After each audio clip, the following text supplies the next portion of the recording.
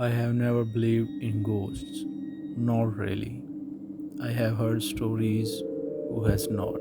But I always chalk them up to overactive imagination, maybe a bit of leftover fear from childhood. So when I got the call from the broker about a place downtown, an old unused commercial property going for half of its value, I did not think much of the "you will want to see it in the daylight" warning. Looking back, that should have been my red first flag. It was a grey Thursday afternoon when I drove up to the building. The address was hard to find, tucked between two new towers like something forgotten by time. The facade looked like it had been not touched since the 70s, dirty stone walls, rusting fire escape, windows that reflected nothing.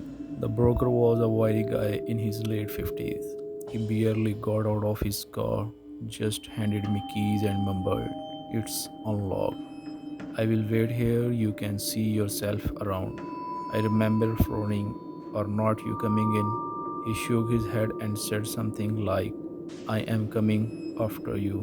Go ahead." The lobby was cold, not in the temperature sense, though it was chilly. But in that way, some places just feel wrong. The tiles under my shoes echoed too loud.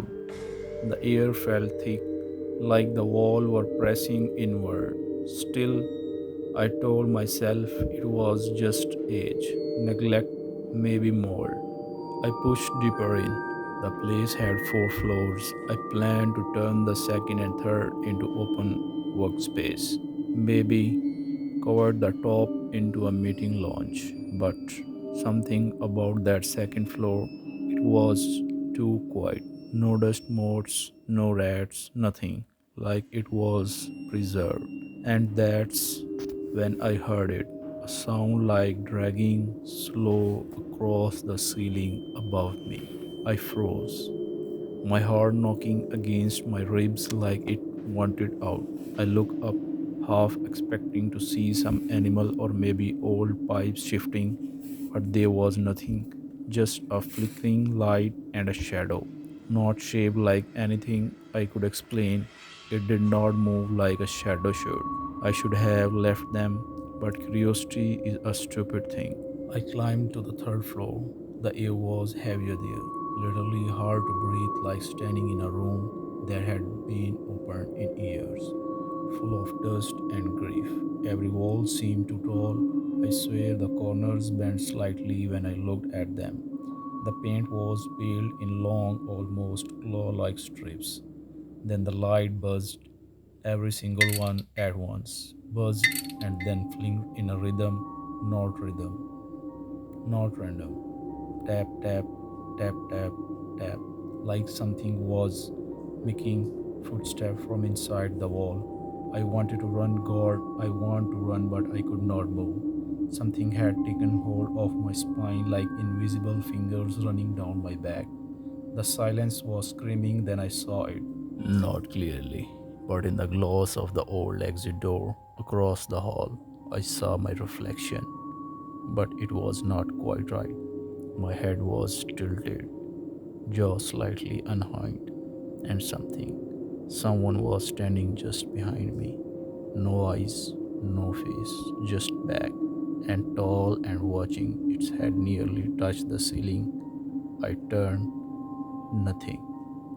But I felt it, the weight of its chair like cold breath on my neck. I swear my knees almost buckled. That was when the walls, they started breathing, not a metaphor. They moved in and out, slowly like lungs. The whole floor trembled with each breath.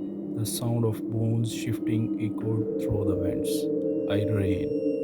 No shame, I don't remember getting down the stair. I think I skipped half of them when I burst out of the front door. The broker looked up from his phone and gave me a look that he already knew but hid it. I did not speak, just handed him back the keys with shaking fingers. He took it quietly and with little unease on his face, he asked, "So this place is not suitable for your office?" I did not answer. I just rushed to my car and drove away. I have never been back, won't even drive past it. Something through in the middle of the night, I will see that flickering pattern in the lights at home. Tap, tap, tap. And I wonder, did I really leave it behind or did something follow me out?